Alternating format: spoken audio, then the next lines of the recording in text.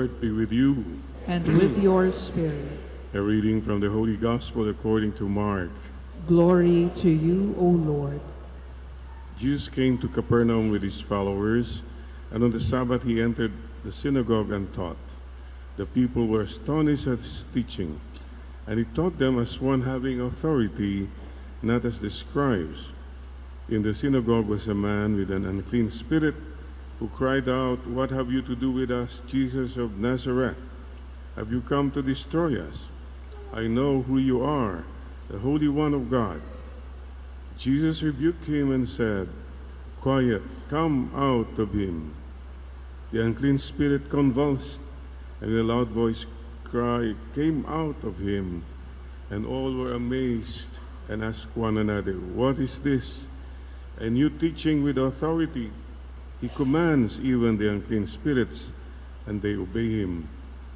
And his fame spreads everywhere throughout the whole region of Galilee. Sisters and brothers, the Gospel of the Lord. Praise to you, Lord Jesus Christ.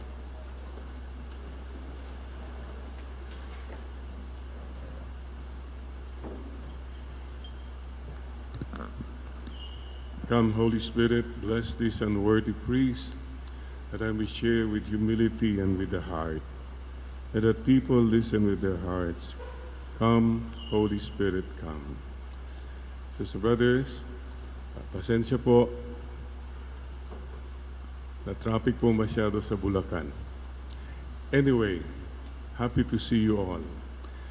Tanong lang po, ilan po sa inyo ang na-upset habang naghihintay? Paalaala lang po, one of the things I like us to learn from this experience is this. Alam mo kapatid, yung na-upset ka, yung nagulong isip mo, nagalit ka, etc., etc. If you get upset, you were set up. Sinet up ka ni Taning. Nakinig ka, bakit wala pa yung pari na yan? Ano ba yan? Ano ba yan? Anong oras na ito? You were entertaining Taning. For peace of mind, tamang-tama po siguro, ilang beses ka nagagalit sa maghapon. Mayroon lang ka nadinig, may hindi nangyari, mayroon kang hindi nagustuhan, nasira na yung peace mo. You were upset. So dear brothers and sisters, you were upset, you were set up. Dapat, pag na-set up ka, shut up. Pag nagdadaldal ka na naman, ang dami ka na naman sinabi, nasaktan, lumawak na yung kaharian ni Taning. So instead of being set up, you learn to level up. To level up means, okay, siguro may rason. Okay, Lord, I understand.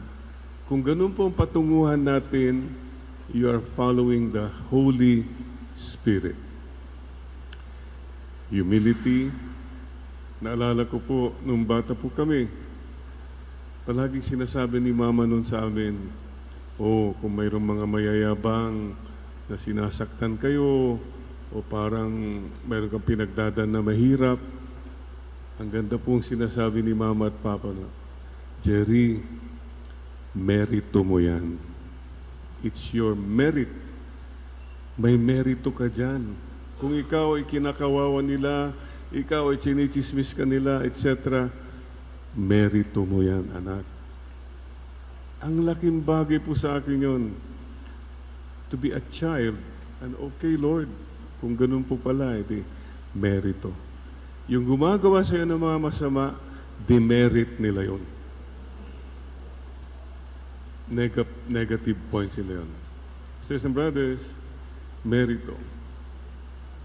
When I went through the cancer, I said, "Lord, instead na upset ako, Lord, by the help of the Holy Spirit, sige Lord, iaalay ko na lang po itong mga paghihirap ko na may sakit, hindi ka makakain, nangihina ka, parang hindi mo lang nangyayari. Lord, bahala na po kayo. Yun, nag-level up na ako. Kasi kung nagdadadanaw naman ka, hindi ka nag-shut up, ay nako, lalong lumalala. Tignan po niyo yung mga taong palaging, pakicheck lang po ha, ikaw ba ay reklamadora? Reklamadoro? Lahat ng blessing nandyan, may konting kulang lang, magre-reklamo ka na agad. You disturb your peace. Si Taning kasi gusto niyang palaging magulo yung buhay mo. Huwag mong papatulan. O ikaw, hindi ka, at least kasi, komparadora. Ano ba yun? You compare yourself. Bakit siya? Ang daming blessing. Uy, na-promote na naman sila. Ano yan? May kotse na sila. May blessing ka, pero tinitignan mo yung blessing ng iba. You compare yourself. Don't compare yourself. Marami ka ring blessings na wala sila. So this siguro ang magandang paalaala sa atin. Level up. Level up means, Lord, my suffering is my offering.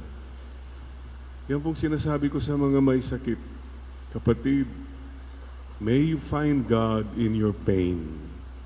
At yung pinagdadaanan mo na yan, grasya yan ang dumarating hindi lang sa iyo, pati sa mga mahal mo sa buhay. See? With the Holy Spirit, nagiging magaan po. Si Taning, He just wants you to be set up. And today, as we honor the children, may mga senior citizen ba dito? Hello? Kaway nga tayo dyan. Uy, mga ka-senior. Alam nyo, I don't know if you realize this. Kapatid, maraming taong hindi umabot sa edad mo. Ang dami po hindi na umabot. And yet, naabot mo yan. Thank you, Lord. Sana po tayong mga senior, the rest of my life, the best of my life na. At paano po mangyayari yun? 3 steps na dapat matutunan ng bawat tao so that you become more peaceful. Number 1 step is to learn to stop. Stop na. Tama na. Alam mong mali, stop. O, sigaw ka ng sigaw sa mga tao, stop na yan. Yung palagi kang chismosa, stop mo na yan.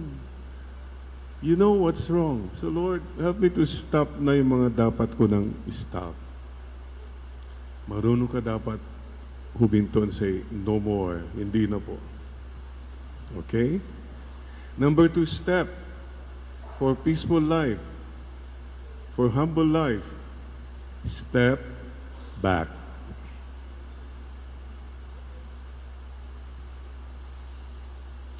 Matuto tayong mag-step back. Ay, hindi ako pader, hindi pwede mag-step back. Ako ang pader, wala ka. Lahat yan lalabanan ko. Kapatid, learn to step back.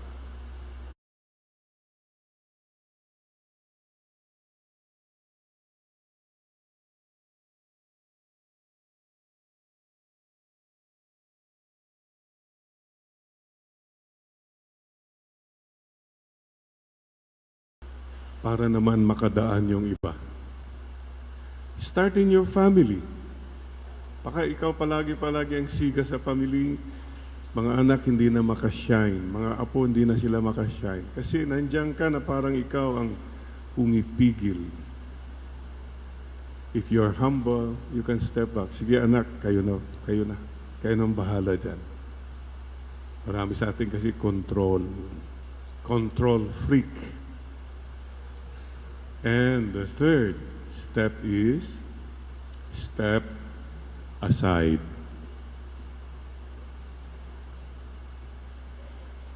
Paraanin mo na yung mga iba. Step aside. Naku, ang dami mga politiko dapat na step aside na sila. What happened? Wala nangyayari kasi sila pa rin. What is the Lord telling us to the Santo Niño? Huwag na tayo magpa-starring. Be humble and be simple like a little child. I-apply po natin yan. Maraming away-away sa pamilya because we don't know how to stop, step back, step aside. Isa pa yung inuulit-ulit ko. Kasi siguro, you're playing the game of ice. Tignan nga natin, ano yung I? I, ang dami kang imposisyon. Dapat ganito, dapat ganyan. Ganito dapat kasi ito ang standard ko. Dapat, naku. Father, I mean well. Dapat matuto sila. Tama po yun. Tama po yun. Kaya lang, parang mas marami pang commandment sa'yo galing sa'yo kaysa kay Diyos, sa Diyos. Marami kang imposisyon. Ang taong maraming imposisyon sa ibang tao, ang tawag dyan, impostor. You are pretending to be God. If you're humble, huwag ka masyado nag-i-impose. I mean well, Father, of course. But you know, yung mga well-meaning people, they become mean. Ang daming nasasaktan. Number 2, C. Don't play the game of control. Ikaw ba, kinukontrol mo lahat? I like to ask you a question. Husbands, you are here. Ano, gusto ba niyong kinukontrol kayo ni Mrs.?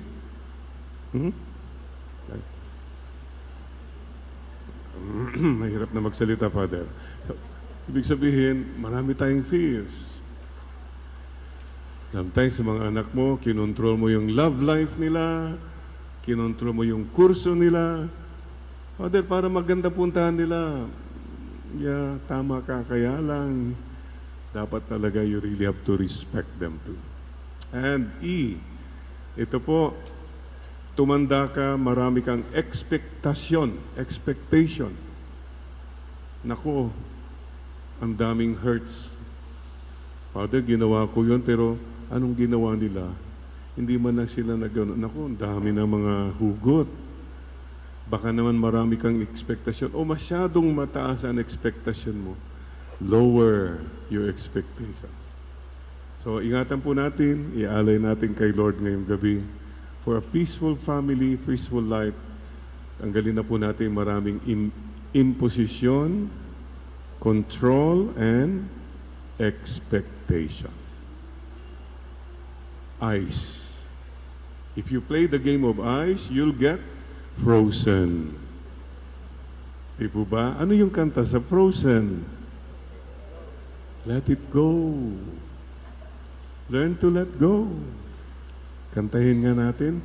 Let it go, let it go, let it go, let it go.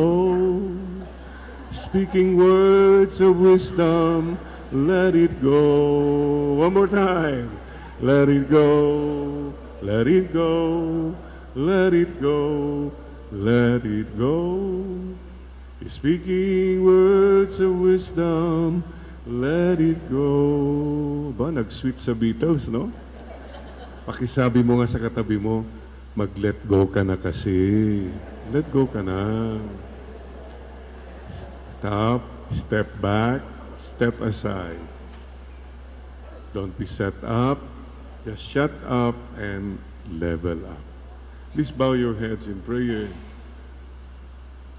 Marami pa tayong dapat matutunan to remember and go back to the character of a child.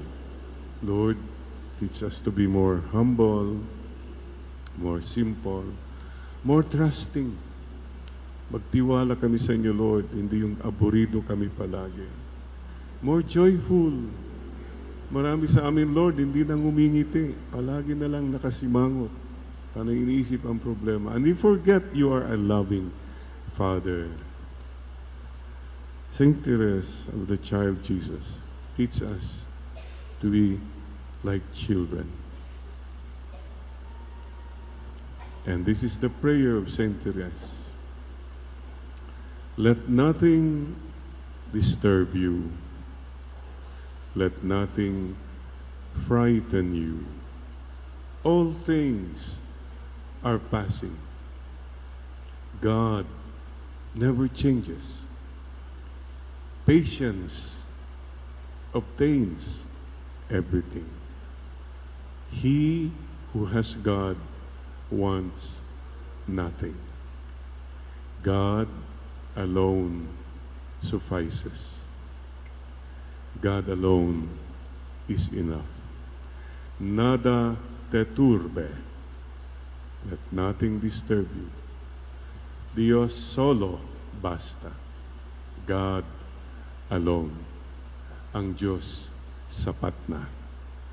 Mama Mary, teach us true simplicity and humility. Amen. At pakisabi mo nga sa katabi mo, magkakapatid tayo, don't worry. Be happy. God loves you. Mama Mary loves you. Oh, kantahan natin, mga Kapampangan, magaling kumanta na eh. Paki-bless mo ngayon katabi mo. God bless you. Mama Mary loves you. Me too. One more time, bless one another. God bless you. Sampal-sampalin mo yan. Mama Mary loves you. Me too. At sa lahat ng birthday celebrants this year, happy birthday to you. And may the spirit of Christmas be always in our heart. Palakpakan natin si Lord.